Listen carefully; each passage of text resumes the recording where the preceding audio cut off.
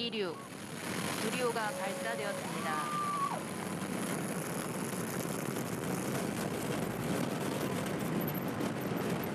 최근 두 번의 발사 연기라는 우여곡절을 뛰어넘고 누리호가 드디어 2차 발사됐습니다. 1차 때의 실패를 발판 삼아 한국은 누리호를 목표한 궤도에 투입하며 7번째 독자 우주로켓 발사국이 된 영광을 누리게 됐는데요. 그런데 중국이 한국의 누리호와 관련해 국제법을 위반했다고 억지를 부리고 있는 상황입니다. 누리호 머리 부분에 단순히 로켓 발사 실험에 들어가는 위성 외에 그것과 상관없는 부속품도 들어갔다고 주장하고 있는데요. 한국은 이에 대해 부정하고 있지만 중국과 일본은 한국의 무기고를 공개하지 않은 이상 한국의 주장을 믿을 수 없다고 말하고 있는데 자세하게 알아보겠습니다. 전라남도 고흥군 길목에 난데없는 검문소가 설치됐습니다. 로켓이 발사되기 전 취재진과 마을 주민 외 다른 곳에서 유입되는 인파의 출입을 통제하기 위해서였는데요. 정부는 발사대를 중심으로 반경 3km 이내를 육상통제구역으로 설정하고 안전 문제에 대비했습니다. 이는 육지만이 아니었습니다. 해상통제구역은 누리호 2차 발사체의 비행 궤적에 따라 길이 78km, 폭 24km로 설정됐고 그곳에 어떤 항공기와 선박들이 지날 수 없게 통제했는데요. 이 같은 안전관리를 위해 정부와 군, 경찰, 지자체 등 11개 기관이 협조했습니다. 이들은 로켓 발사 전 테러 방지와 미승인 드론 침투 방어, 미상 선박 침입 사전 예방, 기름 유출 등의 상황을 대비해 누리호의 안전한 발사가 이루어지도록 도왔습니다. 그렇게 모든 게 안전해진 하늘길에 초록색 발사대를 떠나 하얀 물체가 화염을 내뿜으며 하늘로 솟았는데요. 12년 3개월간 250여 명의 연구개발 인력들이 수많은 시행착오를 거치며 누리호의 설계, 제작 시험 등 밤낮으로 노력한 결과가 결실을 보기 위해 한국이 아직 개척하지 못한 우주로 날아가는 순간이었습니다. 날씨가 썩 좋지 않아 많은 사람들이 또 발사를 연기하지는 않을까 마음 졸이고 있었는데 다행히 흐린 날씨가 한국의 열망을 막지는 못했습니다. 장마 기간이 다가오면서 누리호 발사의 가장 큰 변수로 꼽혀온 날씨로 인한 지장은 없었는데요. 기상청이 오늘 오전 5시에 업데이트한 단기예보에 따르면 발사가 유력한 오후 3시에서 7시 사이 전남 고흥군 나로우주센터의 강수 확률은 30% 이하였으며 바람은 초속 7m 안팎이나 그 이하로 예상됐었습니다. 하지만 다행히 로켓 발사에 있어 가장 큰 변수인 비난항내 등은 예보되지 않았습니다. 누리호가 발사되려면 지상풍은 10분 평균 풍속과 순간 최대 풍속이 각각 초속 15m와 21m 미만이어야 했는데 그보다 약했고 근처에 낙뢰가 없었기 때문에 순조롭게 발사가 진행됐습니다. 이 모든 것들이 일사천리로 이루어지면서 한국은 끝내 누리호를 목표 궤도에 올리는 데 성공했습니다. 순차적으로 성능 검증 위성과 위성 모사체를 분리하는 데에도 성공했습니다. 또한 남극 세종기지와 위성 교신이 성공하면서 완전한 성공의 마침표를 찍었습니다. 이번 발사 성공으로 인해 한국은 7번째 자체적으로 우주를 개척한 국가가 됐는데요. 미국, 중국, 일본 등 우주로켓 강대국들조차 첫 발사 성공률이 27%에 그친 데 반면 2차 만에 성공의 50%를 기록 세계 평균을 훌쩍 뛰어넘었습니다. 이제 남은 것은 한국의 큐브 위성들이 지구 궤도를 돌면서 한국 지상 기지국과 교신을 성공해 한반도 정찰 정보를 보내면 한국은 미국의 도움 없이 국자적으로 제한된 한반도 정찰이 가능해집니다. 그런데 누리호 2차 발사 결과와 상관없이 현재 중국에선 한국에 대해 국제법을 어기고 있다고 억지를 부리고 있습니다. 중국은 우주 발사체 기술은 미사일 기술 통제체제 등 국제 규범에 따라 국가 간 기술 이전이 엄격히 금지된 분야라고 주장하고 있는데 한국이 러시아에게서 로켓 기술을 도입해 국제 규범을 어겼다고 설명하고 있습니다. 특히 한국의 누리호가 대륙간 탄도미사일 기술과 대동소이해 군사적 목적으로 전용될 우려가 있다고 설명하고 있는데요. 따라서 우주 발사체 기술은 자력으로 개발하는 것 외에는 보유할 방법이 없는데 한국은 이것을 어겼다는 것이죠. 그러면서 한국이 위성 발사와 상관없이 공격용 미사일 시험을 감행했다고 주장하고 있는 상황입니다. 중국은 한국이 ICBM을 만들 수 있다고 언급했는데요. 그들의 주장에 따르면 한국의 발사체를 조금만 바꾸면 ICBM이 될 수 있다. 한반도의 군사 정세를 바꿀 수 있어 북한을 비롯한 세계 각국의 반응을 주목해야 한다고 경계해야 한다고 전했습니다. 특히 한국 누리호의 머리 부분에 들어가는 것에 굉장히 과민 반응을 보내고 있습니다. 누리호는 이번 2차 발사 때 성능 검증 위성과 함께 4개의 큐브 위성 그리고 1.3톤의 위성 모사체가 실려 우주로 날아갔습니다. 중국은 이번에 탑재된 위성 모사체를 걸고 넘어진 것인데요.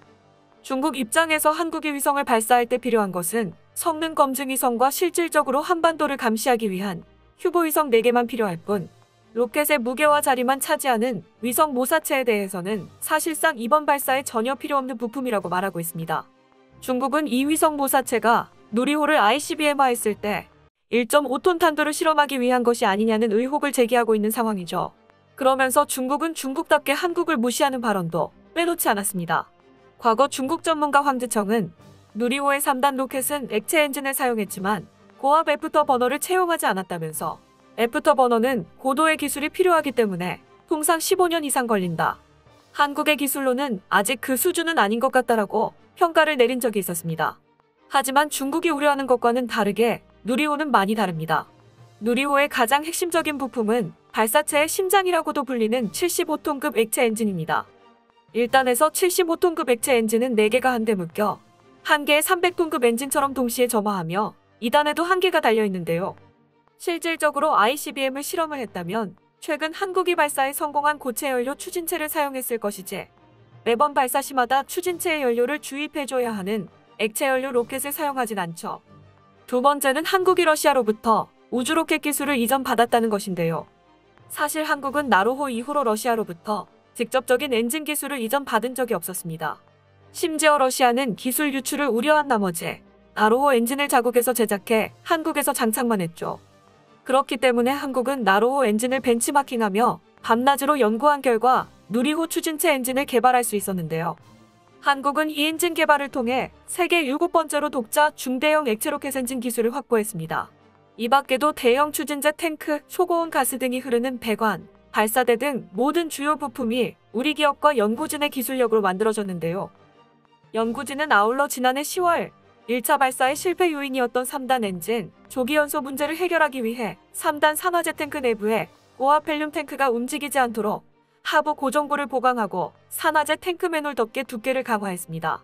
심지어 발사 성공을 위해 지상에서 약 20여 회 이상 분리 시험 및 다른 시험들을 수행해 추정되는 사고에 대한 원인을 규명해냈죠. 이는 2013년 1월 3차 발사에서야 성공한 나로호를 개발할 때만 해도 일단 엔진은 러시아에 의존했고 한국은 2단 고체 킥모터만 만들었던 것에 비해 엄청난 국산화율을 이뤄냈습니다. 현재 한국이 개발한 누리호의 국산화율은 95%며 곧 100% 달성을 눈앞에 두고 있습니다. 그런데 중국 군사 전문가인 장 슈에펑은 누리호의 자체 개발 엔진인 KR-2075에 대해 기술 개선이 없다며 한국의 1세대 누리호 엔진에 사용된 러시아 RD-151 엔진보다 기술이 떨어진다고 주장했는데요. 그러면서도 중국은 한국의 로켓 기술을 깎아내리면서 한국의 ICBM을 두려워하는 기조가 아이러니합니다. 이는 일본도 마찬가지입니다. 일본 마이니치 신문은 한국 누리호가 목표 궤도에 안착했다고 속보를 했습니다. 이에 일본 네티즌들은 이번 누리호 발사 성공에 대해 한국이 북한의 미사일 남발과 무엇이 다를까요? 정말 로켓이라면 제어 단말기는 제대로 준비되어 있는지 궁금하군요. 이렇게 로켓을 발사할 돈이 있다면 채권국의 채무를 상환하는 것이 우선돼야 한다고 생각된다. 공중에서 폭발하지 않았다니 기적이다라며 한국이 2차 발사만의 로켓 첫 발사를 성공한 것에 대해 배아파하는 반응입니다. 일본 전문가는 한국이 독자적으로 로켓 개발을 시작해 무서운 속도로 성공해낸 것에 대해 경계해야 한다는 칼럼을 써 일본에서 화제인데요. 야후 재팬에 한국이 정신 차리고 제대로 만들자, 북한을 제치고 잠수함 탄도미사일에 이어 위성 로켓마저 성공해 세계 7위를 했다라는 제목의 글이 게재됐습니다. 칼럼은 한국이 우주 개척에 뛰어든 국가 중 개발 기간이 가장 짧았지만 높은 성공률로 성공했다고 설명했는데요. 일본 전문가는 한국이 SLBM을 독자적으로 개발에 성공했을 때도 놀라움을 느꼈는데 이번 로켓 발사도 역시 시대는 다르지만 기술이 전무한 상태에서 이룬 성과는 경이롭다는 이례적인 평가를 하고 있습니다. 그러면서 한국이 평화적인 목적에서 개발한 로켓을 사용하기만을 바란다고 전하고 있는데 앞서 북한은 로켓을 탄도미사일 성격으로 개발해 UN 안보리 결의를 위반했다는 이유로 제재를 받았다고 설명하고 있습니다. 이 칼럼의 성격으로 봐 일본 전문가는 한국이 로켓 기술을 ICBM으로 전환하게 된다면 국제사회의 제재를 받을 수도 있다고 협박하면서 경계하고 있는 것으로 보이는데요. 하지만 이미 한국은 고체 연료 기반으로 한 ICBM 추진체를 개발한 상태라 이번 로켓과는 ICBM과 관련 없는데 왜 이렇게 재발을 저리는지 의문이 따릅니다. 일각에서는 일본이 떳떳하다면 한국을 두려워할 일도 없다고 말하고 있는데요. 주변국들을 두려움에 떨게 만들 정도로 빠르게 성장하는 한국에 박수를 보내며 이번 8월에 있을 달 탐사선 발사도 성공적으로 성공하기를 바랍니다. 끝까지 시청해주셔서 감사합니다. 도움이 되셨다면 좋아요를, 다른 이야기도 궁금하시면 구독을 눌러주세요.